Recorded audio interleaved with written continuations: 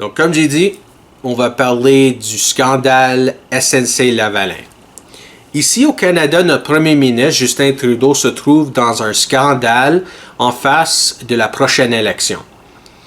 Trudeau se trouve troublé davantage en rapport du scandale SNC-Lavalin après que le commissaire au conflit d'intérêts et à l'éthique, Mario Dion, a conclu que le premier ministre a contrevenu la loi dans l'affaire SNC-Lavalin. Dion, dans son rapport, a conclu que Trudeau a utilisé des divers moyens pour exercer une influence sur Mme Jody Wilson-Raybould dans le but de lui convaincre d'éviter un procès criminel contre SNC-Lavalin quand elle était la procureure générale. SNC-Lavalin est fondée en 1911. La compagnie a environ 8500 employés au Canada. L'entreprise est accusée par la GRC de frauder des entreprises libyennes d'environ 130 millions de dollars. SNC est aussi accusée d'avoir corrompu des fonctionnaires publics en Libye. Plus tôt en 2019, Wilson-Raybould était transférée du bureau du procureur général vers le ministre des Affaires des anciens combattants. Ça, c'était dans un remaniement du cabinet fédéral. Après le remaniement, Wilson-Raybould et Jane Philpott ont démissionné du cabinet libéral, disant qu'elles ne peuvent plus supporter la position du Parti libéral sur le dossier SNC-Lavalin. Wilson-Raybould a démissionné le 12 février et Philpott a démissionné comme la présidente du Conseil du Trésor le 4 mars. Ça, c'est des dates de cette année, de 2019. Le 2 avril de 2019, Trudeau leur a expulsé du caucus libéral. Elle a expliqué que Trudeau a expliqué que si Wilson-Raybould et Philpott n'ont plus confiance vers leur parti, elles ne peuvent plus être dans le caucus. Le commissaire Dion accuse Trudeau d'avoir contrevenu l'article 9 de la loi des conflits d'intérêts et des éthiques. Les partis de l'opposition demandent une enquête, mais les libéraux ont bloqué les efforts d'une enquête en utilisant leur gouvernement majoritaire. Donc, ça, c'est le contexte du scandale SNC-Lavalin. Puis là, on va passer vers l'analyse. Les résultats du rapport de M. Dion, je trouve que c'est pas surprenant du tout. J'ai toujours trouvé que Trudeau lui-même n'a jamais caché le fait qu'il voulait mitiguer un peu la punition de SNC-Lavalin d'une façon ou une autre. J'avais l'impression que Wilson-Raybould voulait poursuivre des conséquences beaucoup plus sévères que celles proposées par Trudeau. Je pense que ça, c'était bien clair. Mais franchement, je trouve que les actions du premier ministre sont troublantes. On ne peut pas s'en échapper. Une entreprise, peu importe que c'est grand, petit, moyen ou quoi que ce soit, doit subir des conséquences quand il brise la loi. Ça fait aucune différence si l'entreprise est un grand employeur dans la province du Québec ou n'importe où d'autre au Canada. La loi s'applique à tout le monde. SNC-Lavalin est accusé d'avoir corrompu des fonctionnaires publics et de les frauder. Il faut un procès tel quel, quoi que ce soit, au moins une enquête. C'est pas quelque chose qu'on peut juste oublier, effectivement. Je n'ai pas de confiance, effectivement, que le premier ministre va faire face à des conséquences non plus. Autre que peut-être il va perdre l'élection en octobre ou peut-être il va gagner un autre mandat, mais ça va être pas un gouvernement majoritaire, il va se trouver dans une situation minoritaire. Puis, pour être clair, quand je dis des conséquences, je veux dire peut-être des peines imposées en cours ou quelque chose quelque chose comme ça. Trudeau refuse de s'excuser. Il dit qu'il comprend les conclusions du rapport, mais se sent justifié dans ses actions car il veut préserver des emplois québécois. Trudeau est le député de Papineau. Ça, c'est une circonscription québécoise. Je pense que Justin Trudeau a perdu la confiance publique. Mais je ne pense pas que les gens qui s'identifient comme libéral ou peut-être à la gauche, suspects politiques, vont voter contre lui. Je trouve que beaucoup trop de gens sont prêts à défendre leur équipe politique contre des accusations telles quelles, mais n'aura pas la même tolérance si les mêmes accusations identiques seront menées contre une autre partie. Peut-être le parti à l'autre bord du spectre politique ou l'opposition.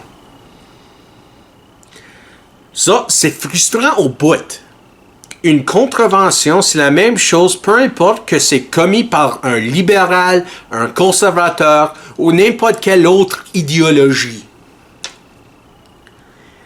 Les mêmes gens qui voulaient la démission du premier ministre Stephen Harper en 2011, avant l'élection de 2011, après que son gouvernement a tombé après une accusation d'outrage du Parlement, essaie de justifier les actions de Trudeau et son parti aujourd'hui. C'est frustrant.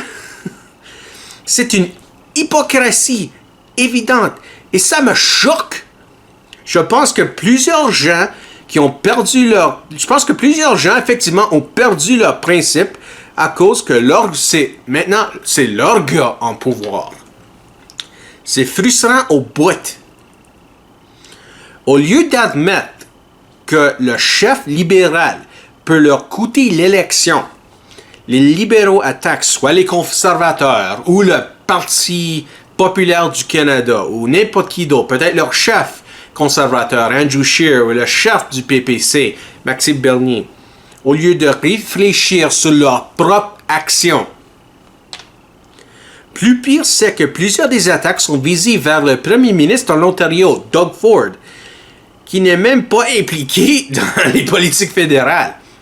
Je dis pas que Doug Ford, les politiques de Doug Ford sont bonnes ou on n'a pas besoin de critiquer ses politiques. Mais ça, c'est la politique provinciale de l'Ontario, pas les politiques fédérales du Canada. C'est frustrant de voir les libéraux incapables de réfléchir sur leur action. Ça semble qu'ils veulent juste se décrire comme des innocents, puis blâmer quelqu'un d'autre. Je ne comprends pas comment les libéraux et Trudeau lui-même pourraient être si aveugles à la réalité. C'est bizarre. Excuse. Trudeau fait référence qu'il veut sauver des emplois de SNC-Lavalin à cause que c'est un grand employeur au Québec. Je comprends que comme député québécois, comme j'ai dit, la circonscription Papineau, si je me souviens bien, ça c'est dans la région de Montréal, peut-être c'est une autre région, je m'excuse, mais quand même, une circonscription au Québec. Je peux comprendre que Trudeau voudrait préserver des emplois dans des gens de sa circonscription. Je pense que tout le monde serait capable au moins de comprendre la logique. Mais si une compagnie brise la loi ou ne gère pas leurs affaires comme il faut, ce n'est pas la responsabilité des gouvernements ni les contribuables de leur sauver. Le fait que Trudeau et SNC sont tous les deux un premier ministre et une compagnie ou entreprise québécois, ça donne l'air qu'une région du pays est favorisée avec ce gouvernement. Puis ça, c'est inacceptable. Le Québec est vaste et contient beaucoup de votes. Mais ce n'est pas plus important qu'une autre province ou territoire. Une province ou territoire n'est pas plus important qu'un autre. Pur et simple. ils ont tous droit à l'aide du fédéral, peu importe où demeure le premier ministre. Si on a un premier ministre du Yukon, ce premier ministre ne devrait pas favoriser le Yukon au-delà d'une autre province ou d'une autre région. Pur et simple. Ça fait aucun rapport quelle province qui demeure le premier ministre. Dernier point. Le fait que les libéraux présentement utilisent leur gouvernement majoritaire pour bloquer une enquête dans l'affaire SNC-Lavalin va juste aggraver les mauvaises optiques du scandale. Toutes les actions prises par les libéraux ont des mauvaises optiques. C'est une autre chose choquante.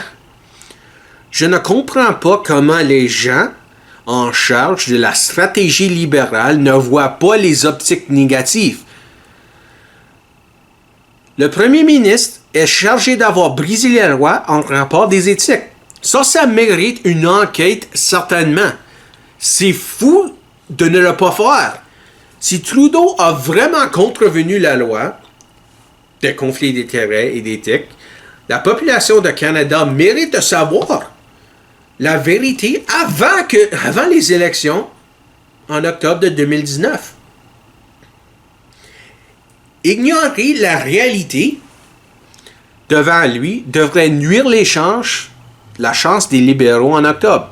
On a besoin de savoir si Trudeau mérite de rester, pas juste le premier ministre, mais aussi le chef libéral. La vérité en ce rapport, c'est pertinent.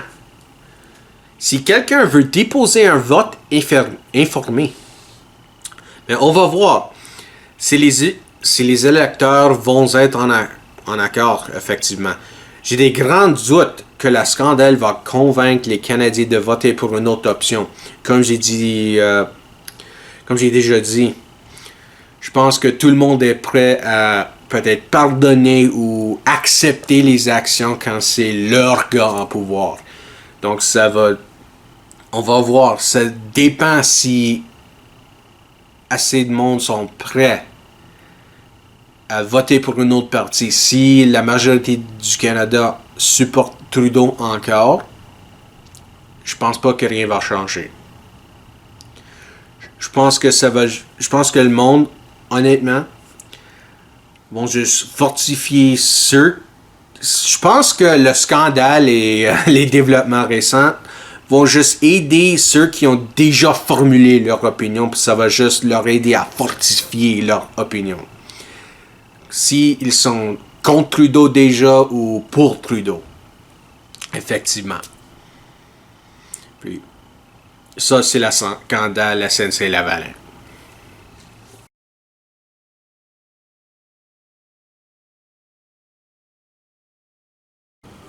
Merci d'avoir regardé ma vidéo. Si vous avez aimé ce que vous avez entendu, s'il vous plaît, laissez un commentaire.